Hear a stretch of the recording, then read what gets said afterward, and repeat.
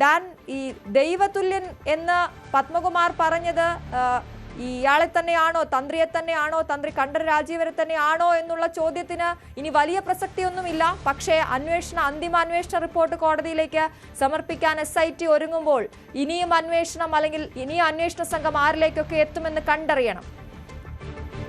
തീർച്ചയായിട്ടും. അതായത് ഇതൊരു രാഷ്ട്രീയ ഉന്നതനെ ലക്ഷ്യമിട്ടുകൊണ്ടാണോ പത്മകുമാർ അത്തരം ഒരു പരാമർശം നടത്തിയത് എന്ന സംശയം വലിയ തരത്തിലുള്ള ചർച്ചകൾക്ക് വഴിവെച്ചിരുന്നു. അതിനിടയിൽ തന്നെയാണ് കടകംപള്ളി സുരേന്ദ്രന്റെ മുൻ ദേവസ്വം മന്ത്രി കൂടിയായ കടകംപള്ളി സുരേന്ദ്രനെ ചോദ്യം ചെയ്യാനായി SIT വിളിച്ചു വരുത്തുന്ന ഒരു സാഹചര്യം ഉണ്ടായത്. അതോടെ ഈ സംശയങ്ങളുടെ ആക്കം വർദ്ധിച്ചു. കടകംപള്ളി സുരേന്ദ്രനെ വീണ്ടും ചോദ്യം ചെയ്തേക്കുമെന്നുള്ള സൂചനകൾ പറഞ്ഞു. പക്ഷെ അപ്പോഴും തന്ത്രിമാരിലേക്ക് അന്വേഷണം എത്തുമെന്ന് രഹസ്യാന്വേഷണ വിഭാഗത്തിന്റെ ഭാഗമായിട്ടുള്ള ഉദ്യോഗസ്ഥരൊക്കെ ഉറപ്പിക്കുന്നുണ്ടായിരുന്നു. പക്ഷേ മകരവിളക്കിന് ശേഷം മാത്രമേ കടുത്ത നീക്കങ്ങളിലേക്ക് അന്വേഷണ സംഘം കടക്കുകയുള്ളൂ എന്നായിരുന്നു പ്രതീക്ഷ.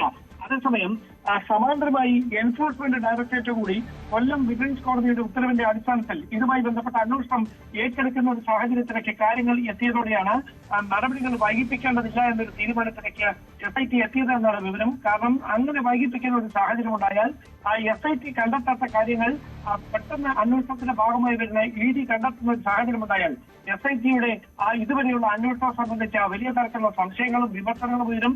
അന്വേഷണ സംഘത്തിന്റെ സ്വകാര്യത ചോദ്യം ചെയ്യപ്പെടുന്ന സാഹചര്യം ഉണ്ടാകും. അന്വേഷണ ഉദ്യോഗസ്ഥർക്ക് മേൽ രാഷ്ട്രീയ സമ്മർദ്ദം ഉണ്ടായിരുന്നുവെന്ന മറ്റ് പാർട്ടികളുടെ ആക്ഷേപങ്ങളുടെ ആക്കം കൂടും.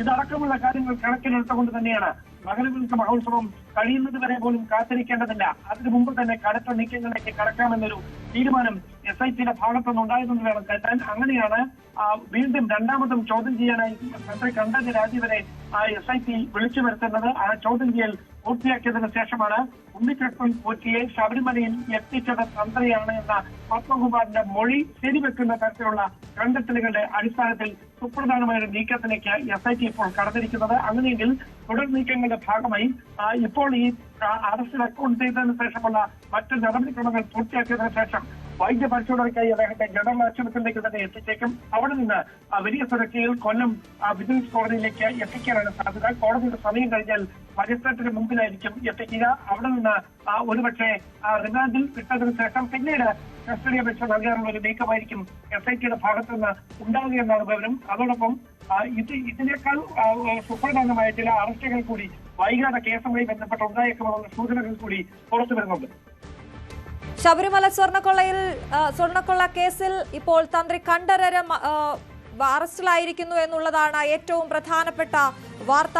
ഈ ശബരിമലയെ സംബന്ധിച്ചിടത്തോളം രാജ്യത്തെ തന്നെ ഏറ്റവും പ്രധാനപ്പെട്ട വിശ്വാസ കേന്ദ്രങ്ങളിലൊന്നായ ശബരിമലയെ സംബന്ധിച്ച് വളരെ പ്രധാനപ്പെട്ട ഒരു ഘട്ടത്തിലൂടെ കടന്നു പോകുമ്പോൾ ഇപ്പോൾ ഈ അന്വേഷണവുമായി ബന്ധപ്പെട്ട ഒരു തന്ത്രി തന്നെ അറസ്റ്റിലാകുന്നു എന്നുള്ളത് ആ താഴമൺ തന്ത്രി കുടുംബത്തെ സംബന്ധിച്ചും വലിയ ഒരു കളങ്കമാണ് ഉണ്ടായിരിക്കുന്നത് എന്നുള്ളതിൽ സംശയമില്ല. TG സജിത്ത് കൂടി ചേരുന്നുണ്ട്. സജിത്ത്, ഈ അന്വേഷണത്തിന്റെ ആദ്യഘട്ടത്തിലേക്കൊന്ന് പോയാൽ ഉണ്ണികൃഷ്ണൻ പോറ്റി എന്ന ഒരാൾ അറസ്റ്റിലാവുകയും അതേ തുടർന്ന് ദേവസ്വം വിജിലൻസിന്റെ അന്വേഷണം വരികയും ചെയ്തു. അപ്പോഴൊക്കെ അവർക്ക് വഴികാട്ടിയിരുന്ന തന്ത്രിയാണ് ഇപ്പോൾ ജയിലിലേക്ക് പോകുന്നത് എന്നുള്ളത് വളരെ പ്രധാനപ്പെട്ട കാര്യമല്ലേ? അന്ന് അവരോട് തന്ത്രി പറഞ്ഞു കൊടുത്തതനുസരിച്ചാണ് അന്വേഷണം മുന്നോട്ട് പോയിക്കൊണ്ടിരുന്നത്. അപ്പോഴും പലരും പുറത്തു പറയുന്നുണ്ടായിരുന്നു അവിടെ എന്തെങ്കിലും ഒരു ഇല അനങ്ങണമെങ്കിൽ അത് തന്ത്രി അറിയണമെന്ന്, അവിടെ നിന്ന് എന്തെങ്കിലും പുറത്തേക്ക് പോകണമെങ്കിൽ അതിന് അനുമതി നൽകേണ്ടത് തന്ത്രിയാണെന്ന്.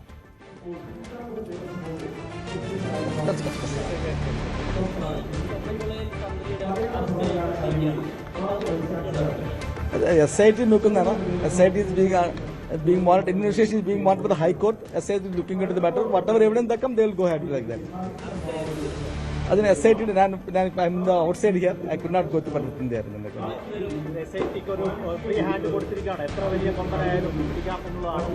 Definitely SITയുടെ യാതൊരു റിസ്ട്രിക്ഷനോ അങ്ങനെ ഒന്നുമില്ല. SIT is functioning under the supervision of the Honorable High Court of Kerala.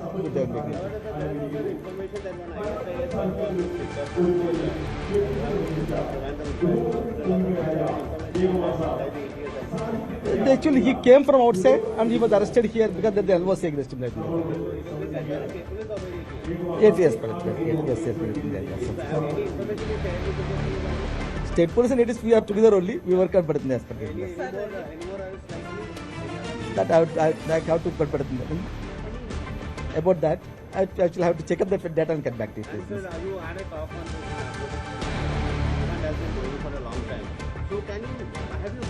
they identify from which place this drugs are moving mainly and what we have done to really block them? Yeah. Because most of the time what we person we are catching is the last 10 fellows and not the real culprits who are operating this. So what is the strategy? Actually, I would like to put it in like this.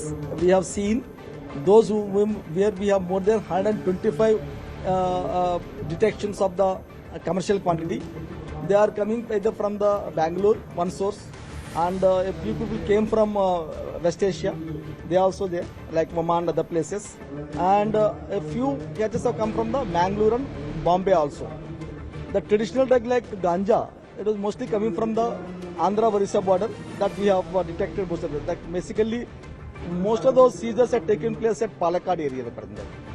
The other point about the DGP Ravada Chandrasekhar അദ്ദേഹത്തിനോട് ഇതേക്കുറിച്ച് സംസാരിച്ചപ്പോൾ SIT-യുടെ കീഴിലുള്ള കേസാണ് എന്നാണ് അദ്ദേഹം പറഞ്ഞത്. എന്തായാലും അന്വേഷണം മുന്നോട്ട് പോവുകയാണ്, ഒരുമിച്ച് അന്വേഷണം മുന്നോട്ട് കൊണ്ടുപോവുകയാണ്. TG സജിത്തിലേക്ക് ഒരിക്കൽ കൂടി. സജിത്ത്, ഞാൻ നേരത്തെ സൂചിപ്പിച്ചത് ഈ അന്വേഷണത്തിന്റെ മുൻപ് അന്വേഷിച്ചപ്പോൾ, ദേവസ്വം വിജിലൻസ് അന്വേഷിച്ചപ്പോൾ ഈ തന്ത്രിയുടെ വാക്കുകളെ വിശ്വസിച്ചുകൊണ്ടുള്ള ഒരു അന്വേഷണം പോലും നമ്മുടെ കേരളത്തിൽ നടന്നിരുന്നു എന്നുള്ളതാണ് ഇപ്പോൾ ഏറ്റവും പ്രധാനപ്പെട്ട അല്ലെങ്കിൽ നിർണായകമാകുന്ന ഒരു കാര്യം.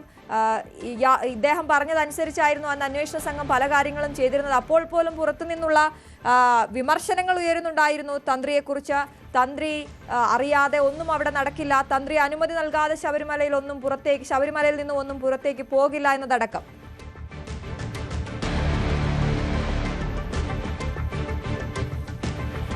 യെസ്, വളരെ പ്രധാനപ്പെട്ട കാര്യമാണ് അശ്വതി അത്. കാരണം തന്ത്രിയുടെ അറിവോടെയാണ് അവിടുത്തെ ചില സുപ്രധാനമായ നീക്കം നടന്നിരിക്കുന്നത് എന്ന് വേണം മനസ്സിലാക്കാൻ. അതുതന്നെയാണ് ഇപ്പോൾ ഈ അന്വേഷണ സംഘത്തിന് മുന്നിൽ തെളിവായി മാറുകയും ചെയ്യുന്നത്. SIT-യുടെ കണ്ടെത്തലുകൾ കോടതിക്ക് മുന്നിലെത്തുമ്പോൾ എത്ര കണ്ട് നിലനിൽക്കും, ഇക്കാര്യങ്ങളൊക്കെ വ്യക്തത ഉണ്ടാക്കേണ്ടതുണ്ട്. കാരണം തന്ത്രിയുടെ അറസ്റ്റ് ഇപ്പോഴും വിശ്വസിക്കാനാവില്ലാത്ത വിശ്വാസികൾ ഒരു കൂട്ടം ആളുകൾ ഉണ്ടാവും. സ്വാഭാവികമായും അവരിലൊക്കെ വലിയ ഞെട്ടലുണ്ടാക്കുന്നതാണ് ഈ പ്രധാനപ്പെട്ട കാര്യം.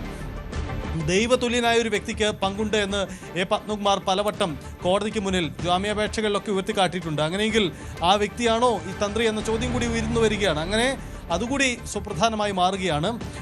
ഈ അന്വേഷണ സംഘം SIT നടത്തുന്ന നീക്കം കോടതിയുടെ നിരീക്ഷണത്തിലാണ്. അതുകൊണ്ട് സർക്കാരിനായ ഒരു ന്യായം പറയാം, അവർ പൂർണ്ണമായും കോടതി നിരീക്ഷണത്തിലാണെന്ന്. പക്ഷേ അതേസമയം ഈ അന്വേഷണം, ഈ അറസ്റ്റ് അതുണ്ടാക്കുന്ന പ്രത്യാഘാത സാധ്യത ചെറുതല്ല. കാരണം അത് വിശ്വാസികളെ സംബന്ധിച്ച് സർക്കാരിനെതിരെ തിരിയാനിടയാക്കുമോ എന്ന പ്രധാനപ്പെട്ട ചോദ്യങ്ങളുണ്ട്. പക്ഷേ എന്തായാലും കോടതിയുടെ നിരീക്ഷണത്തിൽ നടക്കുന്ന അന്വേഷണമാണ്. ആ വാദം സർക്കാരിന് സ്വാഭാവികമായും ഉന്നയിക്കാം. എന്തായാലും റബാഡ ചന്ദ്രശേഖർ സംസ്ഥാന പോലീസ് മേധാവി അടക്കം വ്യക്തമാക്കുന്നതും അതാണ്. പൂർണ്ണമായും കോടതിയുടെ നിയന്ത്രണത്തിലും നിരീക്ഷണത്തിലും നടക്കുന്ന അന്വേഷണമാണ്. അതിൽ മറ്റ് സ്വാധീന ശക്തികൾക്കൊന്നും വിധേയമാവുന്നില്ല. അന്വേഷണം ആ വഴി പോകും. കുറ്റക്കാരെയെല്ലാം നിയമത്തിന് മുന്നിൽ കൊണ്ടുവരുമെന്നതാണ്. അല്പസമയം മുമ്പ് ദേവസ്വം മന്ത്രി VN വാസവനും പ്രതികരിച്ചത് നമ്മൾ കണ്ടതാണ്. അദ്ദേഹവും ഇതിൽ തുടർ പ്രതികരണത്തിന് തയ്യാറാവുന്നില്ല. അന്വേഷണം നടക്കട്ടെ എന്നതാണ് വഴി.